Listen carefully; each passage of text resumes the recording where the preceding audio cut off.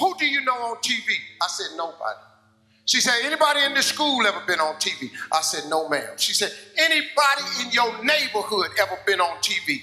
I said, no, ma'am. She said, well, what makes you think you can be on TV? And she crushed me. I'm going to try to share with you what I've learned in my lifetime. All the difficulties, all the ups and downs, all the mistakes, everything I've learned from it. I'm going to just put it in a condensed package. 6th grade now, 1968, I'm 10. They sitting up there and people started standing up. Brenda wants to be a doctor. Larry wants to be a lawyer. So I stood up and I'm thinking to myself, now this is a gold star moment right here. Oh yeah, this is the day I've been waiting on. I'm gonna get recognized for the brilliant cat that I am. And it's no doubt in their mind now who the star student of this school is, because I done put something on my paper that was unbelievable. Because nobody had wrote on their paper, I want to be on TV. I get up in front of the class, she said, what did you write on your paper?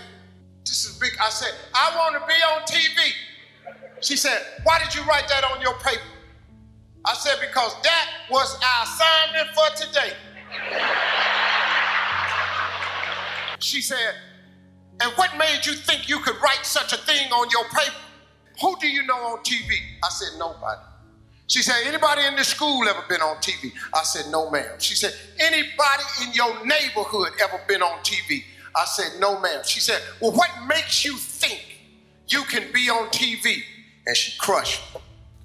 I said, I don't know, but that's what I want to do. She said, I'm going to call your house and I'm going to tell your mother that you're a smart aleck. So when I got home, she on the front porch. And she said, what did you do up at that school? I said, well, Mama, I just did what she asked me to do. She asked me what I wanted to be. I wrote, I want to be on TV. She said, why did you write that on the paper? I said, because Mama, that's what I want to be. She said, when your daddy get home, I'm going to tell him you've been up at the school being a smart aleck. So he comes home, he takes his bath, and he's reading the paper, and afterwards, he said, boy, come in here. He said, what is this your mama telling me you did up at the school? And she's standing there. Tell him what you did. And I said, I wrote on a piece of paper, I want to be on TV. He said, what you do that for? I said, because that's what the teacher asked us, Daddy, what we want to be. She said, and you being up there being smart, he gonna put a smart answer, he want to be on TV. My father looked at me and said, well, what's wrong with that? He was going, well, Slick, he gotta be more reasonable like the teacher said. He said, well, Bill, that don't make no sense if that's what the boy want to be. She said, he can't do what he want to do, got to do like the teacher said. He said, boy, go in your rooms. Come in the room a little bit later on. He said, boy, what you write on your paper? I said, I want to be on TV. He said, well, what she want you to put on the paper? I said, I don't know, Daddy, like a policeman or ball player or something. That's what all the rest of the boys put. He said, well, put that on the paper. And take it back up to that dream-killing heifer. So he said, now take that paper and put it in your drawer. He said, every night before you go to bed, read your paper. He said, every morning when you get up and go to school, read your paper. I did it. If you turn on your television set 7 days a week, I'm on there somewhere, because that is a principle of success that all successful people know. If it is written, so shall it be. That's the deal. If you don't have what you want in life, just check yourself. Is it written anywhere? Have you wrote it down? Have you claimed it? Have you laid it into faith? Have you willed it into existence? Has it become a law? Did you write it down? If it ain't written down, what you want? And what I learned was that success that all successful people know, we write it down. It's a vision board. You got to have vision boards, man. Y'all to see what's on my laptop and my computer. Even I still have visions. A man without a dream or vision shall perish. You've all heard this. I just try to put it in a way where it's real talk. See, writing it down makes it doable. If you go through a school zone doing 35 miles per hour and the police stop you and a truck was blocking the sign that said 20 miles an hour, guess what? You still get the ticket. You know why? Because it's a written law. They put it into law. They wrote it down. The fact that you ain't read it, the fact that you didn't see the sign, tough. It's written. 20. You break the law, 20. You got to write it down. That's an important thing. See, here's a cold thing I learned. You got to fix your mindset.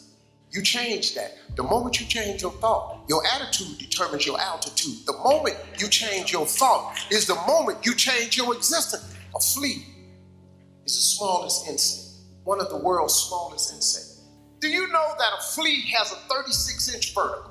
That's pretty high. The average human being cannot jump 36 inches. If you take that insect and you capture it and put it in a jar and put the lid on it, that insect still has a 36-inch vertical. You know what it does? It jumps 36 inches, but it hits its head and gets knocked back down. So he makes an adjustment. Since I'm getting knocked back down, I'm not gonna jump my full potential. I'm just gonna jump just enough so I don't get knocked back down. If you get another flea and capture it, the flea goes into the jar. The flea again, another flea, has a 36-inch vertical. But because he's in the jar and he's seen what happens when he hits his head and he gets knocked back down, he duplicates what he sees the other flea doing. And he jumps just high enough where he don't hit his head. The sad thing about it is when these fleas have babies, these fleas are born with a 36-inch vertical. But because they live in the jar with their mama and their daddy, and they got a 36-inch vertical, but they see everybody else jumping just so high, they duplicate. It becomes generational. It gets passed down. The parent ain't got enough sense to say, hey, I messed up my jump, but you know, you can still go 36. Your brain is your lid. If you take the lid off, the potential in every one of us is expansive. It's unbelievable. Imagination is everything. It's the preview to life's coming attractions. You know what that means? Everything was once a thought. That's what that means. Let your imagination go. Open up your mind, trip a little bit. The Wright brothers were sitting around one day and said, hey, I want to fly like a bird. Some people said, come here, man. What this dude just said. Tell him what you just said. I'm going to fly like a bird. I flew in here today. If imagination is everything, why not use yours? The possibilities in your life are endless, man. In order to be successful, you have to jump. It's like you stand on the edge of a cliff. In order to be successful, you got to jump. Everybody in here, you got to jump. If you don't jump, you can't be successful. Problem is, when you jump, you don't know if the parachute is going to open. So fear freezes you.